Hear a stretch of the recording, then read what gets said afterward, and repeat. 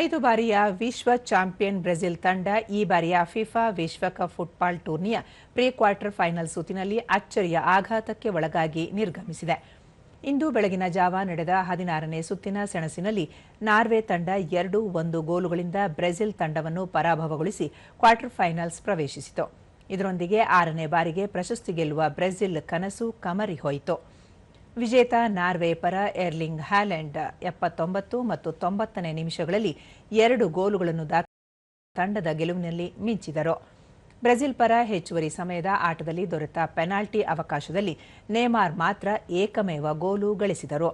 ಈ ಸೋಲಿನೊಂದಿಗೆ ಬ್ರೆಜಿಲ್ ತಂಡದ ಹಿರಿಯ ಆಟಗಾರ ನೇಮಾರ್ ಜೂನಿಯರ್ ಅವರು ಅಂತಾರಾಷ್ಟ್ರೀಯ ಫುಟ್ಬಾಲ್ ವೃತ್ತಿ ಬದುಕಿಗೆ ವಿದಾಯ ಘೋಷಿಸಿದರು.